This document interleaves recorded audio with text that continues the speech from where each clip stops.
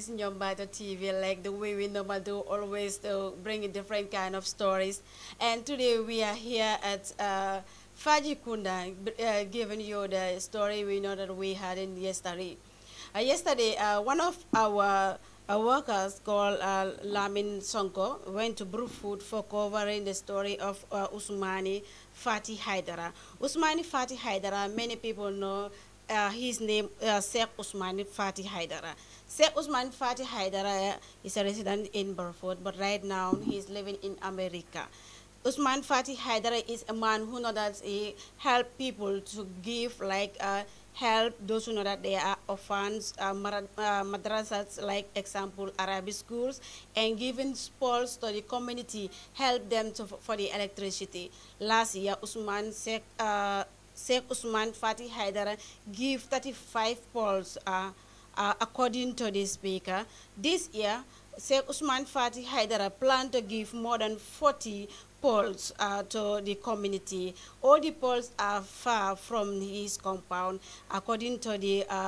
narrator, he said that the poles are far more than 100 meters from the Sheikh Usman Fatih Hydara compound. Sheikh Usman Fatih Hydara is a marabu, a big marabu. If you don't know Sheikh Usman Fatih Hydara, but you had Sheikh Usman Fatih Hydara.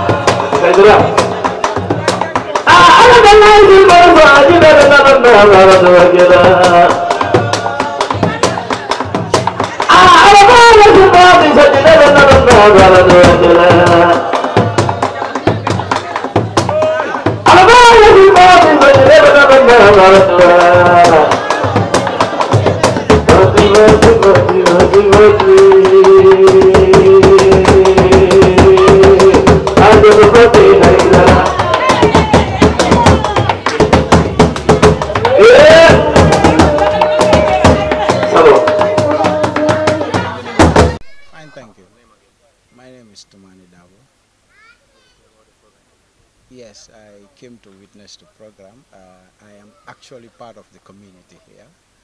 and it's been a pleasure to witness this great occasion from the help of people that actually lived in the community here. So it's a good gesture from one of our philanthropists who actually lives here by the name Sheikh Usman Fatih. And he initiated this program, put a lot of money into the program and sent some lamps for the community to develop. And actually we also have an association here which also collaborate with him, that is also involved in doing the manual work and all the works that are necessary. So we are so much grateful, and there's a lot of collaboration within here, both elders, both women and children. So we are so much grateful for the program, and we wish to emulate so many developments like this before, and we also wish we also want it to be a learning opportunity for others as well, because as the saying normally goes, government cannot do all of these things. But I think it's always very important that if we are all living in a community, we try to come together and in a form of a union or a youth club, where we organize ourselves, we discuss about the developments that we can do, because we cannot actually sit and wait for government to come and do some of these things. So this, when we initiated that a long time, this street light project also came into play. And we have so many people around that also want to help in so many areas. So this is not the first time as well, as the man also initiated another program before this, which is also about 50 street light that he initiated, which was sometime last year. So this was the second phase of it. So we also encourage others that are living within the surrounding. Like he's not the only one that has the resources, but so many people also have the resources. But if we all come together as one people, we can at least initiate so many developments in our area that is going to have impact on the people that actually lives in the same area. So we are so much grateful to him, and we are so much grateful for the coordination we have within this area, both young and old, as I usually say. This is the only way forward, and we want to emulate this to other areas also. If we all combine and do things like this. So thank you very much. Rabbil alamin, alhamdulillah, rabbil alamin, alhamdulillah, rabbil alamin. Bufidun ko mbal konton. Ma be la min bebe jam bebe konton. Mbal tentula mbal jaya bak. Be ala tentula be kila jayila. Mi e londi alala. Kontano min ben nabi adanna tambitale. Katu wulula be musuna wuluta aka duwa dinkendole wuluwa. Kawo fa na wuluta aka duwa dinkendole wuluwa. Oto wulula be ka duwa dinkendole wuluwa. Bari nyinkan woku kiliwo kan banku aka duwa dinkendole la. Sate o sate aka duwa dinkendol la. Kabila aka duwa dinkendol la. Abawale nyama su aka duwa dinkendol la. Oto bimbe bengo minto jang mbe dinkende bengo luto. Oto misafo fandi yako abaraka. Aya baraka Fati kunda soye fandi ya baraka fati kunda kabile fandi sa baraka burfuti sate fandi sa baraka awlula fulolla wuluwa kan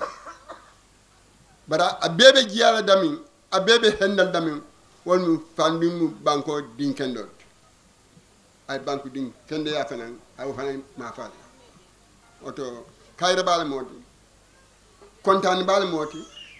wodi usutata momo la ila sokono ibe kontane la asututa momo la kabilo kono ibe kontane asututa momo la satito ibe kontane bari bi hani president fon kontante abe minna bankot oto mba tentula bake mba jayila ninna mu wulula bela duwat ise wulu fen soto min se loye palasoto bi fandi lota bul fude palasoto oto fandi abarka baki ñum kuma min ba fo kanten asa kembe kawandoti nani mbese ngo ngani akilimo soto nse duwa fandi fo ñini la be sate dingu banku dingo ibela miro sita nyinkan ko ninga nyini ninga soto ngamuru namol kan ninga dengara fandimba walla ala nyini ndiro alma ademalaje fandina nyini ndiro alma amako laje ay miro min soto ay ngani min soto birin sate fo banko e alma ngani ma fala ku kende bay minti le sate dimol sate dimi asoto amma dandi afawla korda kon amma dandi al kabilo kon fa ko sate be min sate be ako alaji be min nu detata fa min be jamanu min be kere wala mu lampot to nya bimbe dawda min be kere wala mu kurant akala jibe damini dibita nte nyoma koy i faranse fanu anni man sa bulo man si je falo ni woy wo fanundi nkaje ko man sala do ko lam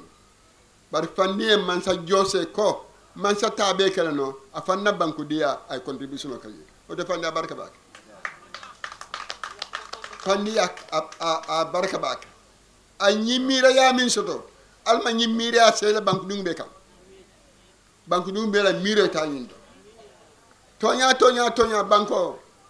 man sa dam mata be kala no banku di wala tamela banko de banku di wala nyanta la man sa ka man sa makoy bango la yirwa nyimu simpa nya dole to oto sa tentu sa jay na lal min falam bebi jang kan mo se ha nyawnya se sementi nyawnya muni nyata nyawnya niya wulindi imam mo ye koma ake lampindile oto nim fanni wulte wato aka morja koma aka burfi diwul ja koma aka burfi ja koma imme fanni hanin le wala nyin sabu fo nyim manka simpa floti ay dole kenu niaja aya fulanjang aya je molle nyata niaja fulanjang ay molle nganier yiko adiate ilafta woto wokan be sate mol fala mini ba anoma be tentula ba ken be jayla nsa dua fandi e bake fo alsa firing alsa simandi alsa nyin jama miro itandala ngana asa mafano ala barka bake. Last year, I have stand in front of this August gathering, and I have made it clear that Mr. Ousman Fati is a man of integrity who will not leave any stone unturned so as to see that development has reached to the high speed of excellence in every perspective, most especially when it comes to development. Last year, he have brought 35 poles to the community, and this year, he have superseded his actions to bring 40 more poles to the community. And not a single pole is 100 meters closer to his compound. This is a clear manifestation to inject our mindsets and diagnose to us that Mr. Ousman Fati will leave no stone unturned to make sure that the community is well developed and equipped. This is not a surprising factor, as he begins and as he relies on the teachings of the glorious Quran and as well as other scriptures which laments the statement that give and you shall reap abundantly, and this is exactly what he is doing, and far from politicizing this, and he's doing it for the sake of Allah, which we the young ones should also use as an inspiration to get from and learn from and use as a lesson, most especially to the other people that are right out there. I pray and hope that this will serve as a lesson to every single one of us and injects our diagnosis and mindsets that we should work hand in glove to make sure that the society is well equipped and is well maintained, and we do all possible means to make sure that we are organized when it comes to the perspective of light as well as other factors as expected of us. Alhamdulillah. Allah Ta'ala masonda masonga tentungal ni mujay. Allah Ta'ala masonga tentungal ni mujay. Alhamdulillah. Ha, bide bufutu. Memeli bufutu bi. Ay misola ba. Ni fadi kolba mo, ni fadi kolba mo. E kono warel barbiye min alhamdulillah bi isate na faale e banko na fa isate na faale e banko na fa surtout lambo man dulabe be mum mi yaji be dulabe dubri lambo loje e almala jo min ke mo almala jo almal nasul kara almal nasul sabi bar sate almal nasul karde almal jarbe ñokono almal to ñokormo ñubuña Allah ta'ala masud de moroko sallallahu alaihi wasallam karim. Alhamdulillah rabbil alamin. Alhamdulillah rabbil alamin. Yo be jama mo be kontonna be alkali ba kontonna na kabilo ke balbe tu alhamdulillah fanding alayn to le hadiyala nim mo be sile si doa sinyo kendola alayn so sinyo kendola membe ko fanding ala banko kanu ay sato kanu a sinyolu kanu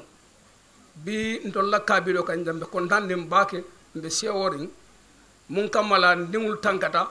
silo kan hani bundalo na tama ni betame ni agi silo ka sa bundalo bele mun kamal lampo ma kan la beto mo be sewora ne dingo ki ita dawla bawa nya be dala be la be fanuring abe kondanna abe sewol ro kamala mbe fandin tentula mba jayila bake anin afemol menia moda membe ko damfa na la dindingulu bi kabinin somanda mbe yarala in kabilo kan janka polol lo pol tannani ngamel lo in kabilo kono jambi wonte ko di cahandi momo yo ngani soto la kabilo e ya soto la banko e ya soto signoli ite mare mu signo kendolen aya ala atul men harjala ala si duwaye si mala anin jata kende ana ko mo be tu nun be o duwa kala fana inshallah ala be o duwa jabi la ngele fana ka duwa murundi dam fa fana kan ana la fonninke kafo molu ye nyomuta ye nyokanu e yela ya kanu sa to kanu fana banko kanu ila daji ko e ntolu kabilo kebal kontane bake bawo mbuge ye hanen sikara sabo fonla a mote ko menga sikaro saba o to kambal ntolu len kabilo kan nambe kontane bake bi mbe seworin mbe fandin tentula nala dimba ke jayi ka doye fana na fama fana men kata alkal fatiti afana nge kabilo kanu akata nge nyaron ka kendati ay mako e fana bakara nge men kata pa fatiti alhamdulillah ka duwa ke be tu anina imam ba fana men kata balaki daboti e be wulita kam bil alamin mbe mabe la be konton nan konton diromba folola alkalola min kata sate alkalote fulanjam bala min keta wulin kam alkalote birin somanda ala kilariya mo ben fe mbe do ko minto aben fe nyande han fo nyin sutanten nganyinen ka nga lampol lo dami ma fono ise jero jibe roke je ka je ko foy malata foy ma mala alhamdulillah rabbil alamin anata kibaro min dina wala lampol be malata woto nga ala tento nga annabi jayi nga barol min ke amanke kensangata alma ale njo o borin ko laje burfutun kolu fati kono bala dimbaya kendol lam bira folota fati kono bala atul burfut kebal min bijang alialom ndefa manke keba furongoti fa akanale aya falie alien a kono fandato le ya balundi jang mune ono senoyale ono oto alketa nyejati kende balti barum fananke dale luntan kende balti ning alia ke nyim baro min kedatan nga tola operation light faranding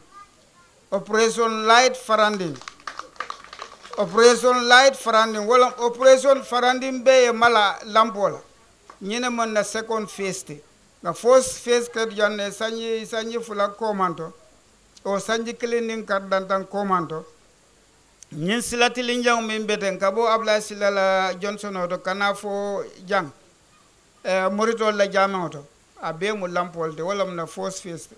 so nyin second phase wala nata ke operation light faranding de operation onyin to nata la faranding nyin dumo be abe ni lampol lembi kata nyaflen karadol bije nyaflen kono ay wol fanam male lampu pol tan nani nga wole lobi ani be fele nga kibaro sodo koy bebe malakan woto alhamdulillah rabbil alamin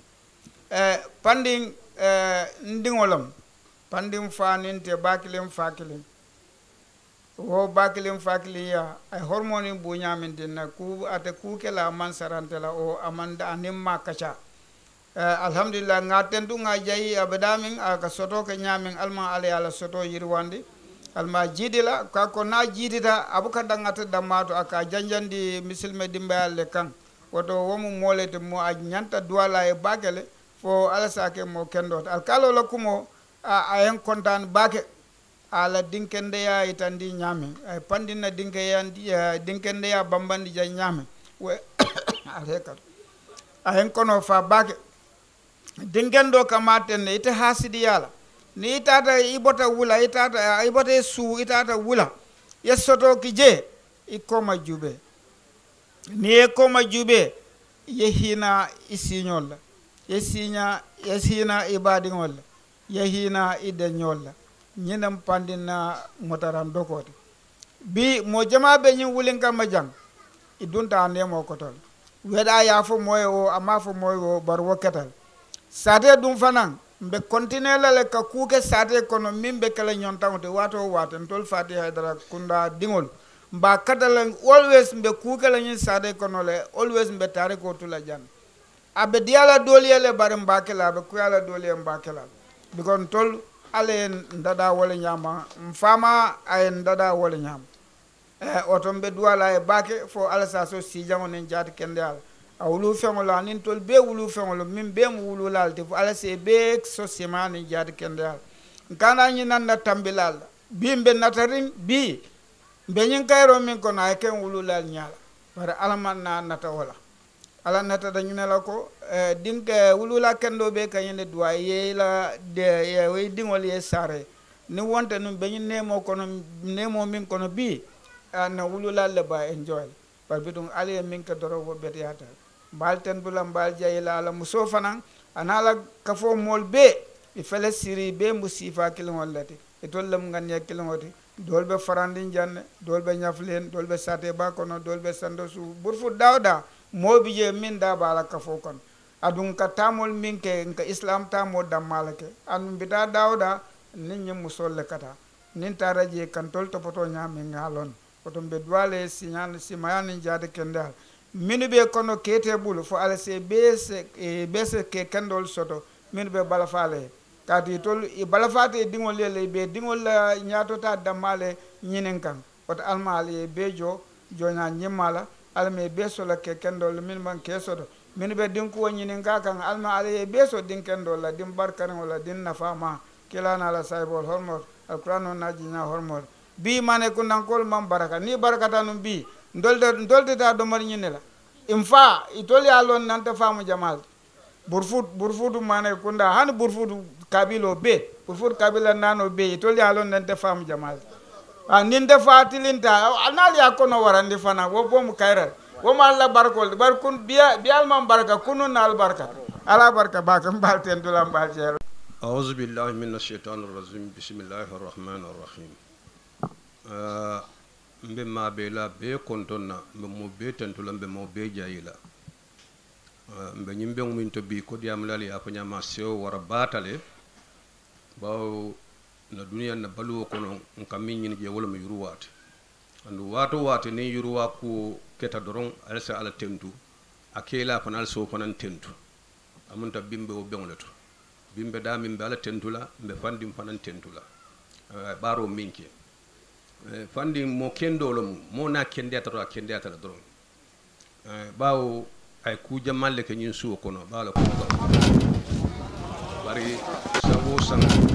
ala kamol mi nga ka nyin suwo kono jang aka tambi ko min bela je nga belonne anda maw be wuli fen kam fo muslimeya anin mol badiya anin kiliya aka nyin ko beke wala kam sawo saka kamo ke jang ala kamo aka tambi min na jal sate be ya lonni e anata serum fana ay nyillampu ama kuma se nyinan serum fana ay nyinke janne nyinan fana ya ke andun lafta min tandila molla street light ma fo lampo be mola sukonde o mi la sukono lampolde bar street light wo manke burfutu damma fangu tati amanke sancaba tati amanke farandinto tati baro mu gambia bele tati because ndol min bi jambi mo min bi jambi mi alon ko abambo faran amantara farandinto ja siya batale bar binim be dunta dawo da jambi se kontane fente fo lampol min bije oto nim moyo do koke ake sate bele ake banko bele wala tan nyin ala nyim baro mi ay nyimmin keten ko di am la do ya fa nyami nte ngamira mul nyante suman na nyinnale min sembo sano ifana e nyinke bawo street light atam fente melan ka kummayata bakele sate kono la do lubje melan ko dibita bakele bar nin alala de maro kan nin street light bije isaje je ma fam fana min be siri woto ani momola hajo futata je tase sone bulu ite masalan sutola bar ni wonto la dol dibita bakele e panding mse min fala ko to molum ko nga fa nyamin dron mo kendolo mo betolo mo andum alala kuwa bo dronneto yaaje ko to muslimi akolum ani yuruwa ko ani nyatota ko be do ala si ma bala ani jati kende ani harje firin ala fondin kelma ko to kayra ko fo fem pan keta dara molti abadi ngulu akafu nyolu atero la ku ke nyola si nyoli mo be tentulam be mo be jayila almannal baraja ato lutanna lal fanan bal tentulam bal jayila almannal be sura kayro la wassalam rahim alhamdulillahi rabbil alamin alhamdulillahi rabbil alamin alhamdulillahi rabbil alamin ngala tentuman sabami enda anen kila sallallahu alaihi wasallam ki sonne mo wakila pande wo wala kumontel wolta be folano sakon talimatu tata folano foka tentu doron kajayi alma sola kayrola alma sola simayala alma sola jata kende yala ay family muta alma chokila siyo bala anim badin to mal be aya kata aba kata kam pandin bukaji be ko nyum mumbadi wonta bukaji be ko nyinte mbadi wonta nta sana o mallo miti ngana futu atele sa fatu da bo hekatu de bawo bojan kundan ko lembula sai kana futu fati kundal ala man sola kairola ala man sola simayala ala man sola jata kende yala ala man sola harge firngola ala man sola labal nyinyala abe minkan ala ma kontinela ala mari man sakallanke ala ma man soya kontinendal akana ko majibe al kana fo jawlaje al kana jaw sawolo ala sima bani jata kende na en ka fombe kambe o min ko nal ma kala nyanya to tat ala man sola je yirwala je ala ma mo jama na lankan kel min be nyata ala men ni be sola kambe wala harge firngo ni labanniya ala man ni be tankala katani katatol moto ma sibo al man be tankala dimba ko rando sambanyal man soya be sono ya simani jata kende akon harge firun kono labanniya kono layla ko mo jinyana barako horomoto jibril nin samalayko salli ala muhammadu sani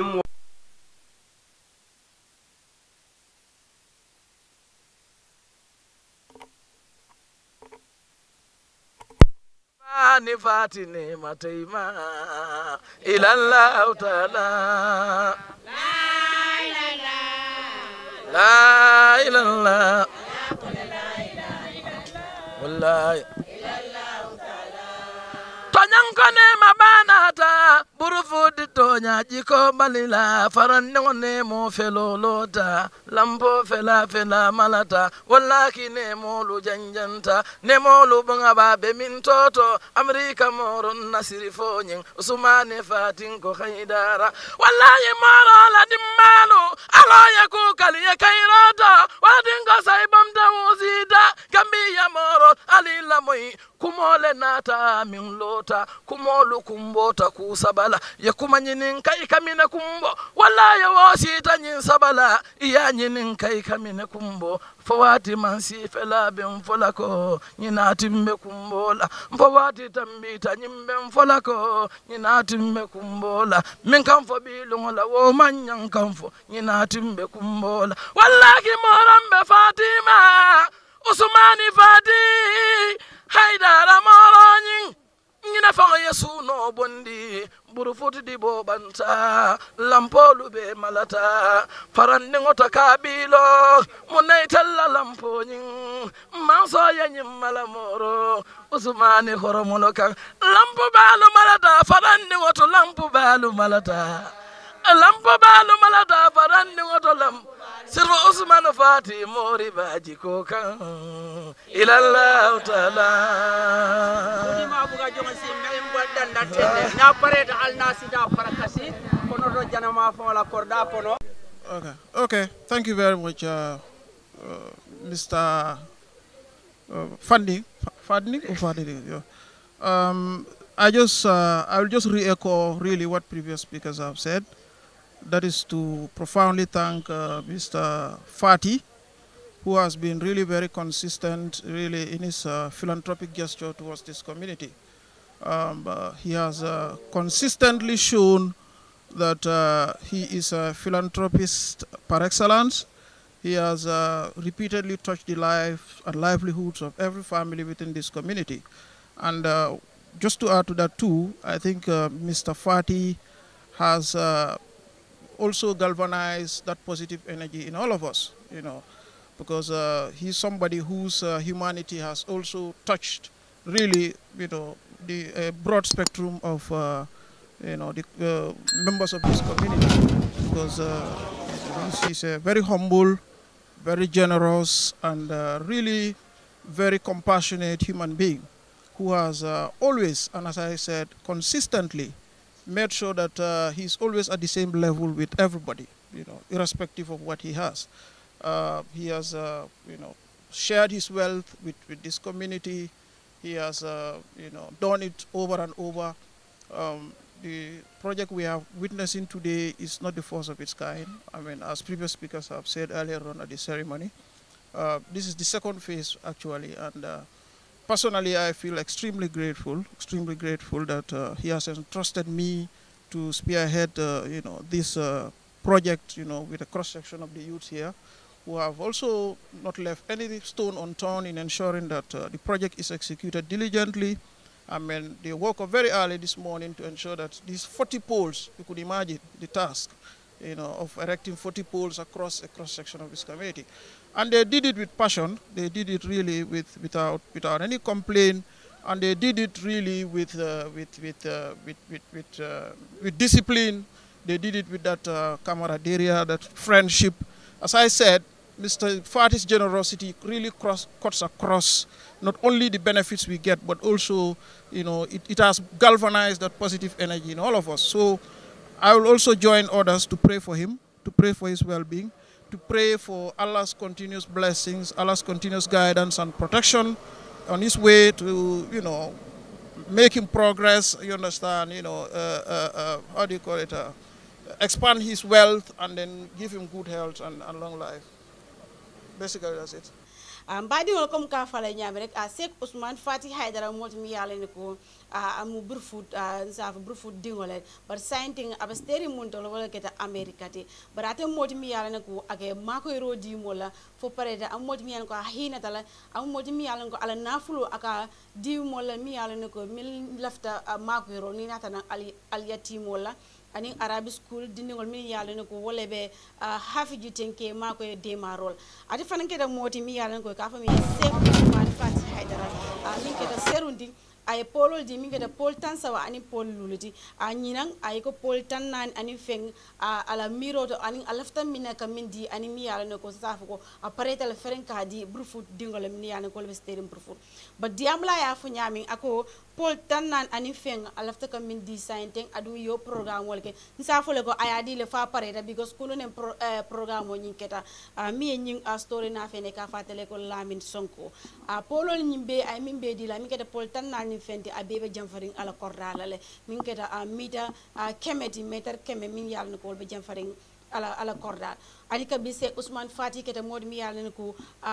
moroleng aketa moru baade adu fana aketa modu mi yalla ko a hino soto ala nafulo amma ke bantala dam mande bat aya hitandi Gambia dingol ko ata Sek Ousmane Fati Haidara mu Gambia nolti adu apareta fana ga Gambia nol mako adu fana abe Gambia nol mako kanne wala la programme keta kunum burfoot sate ko ne ka fo dami ko operation light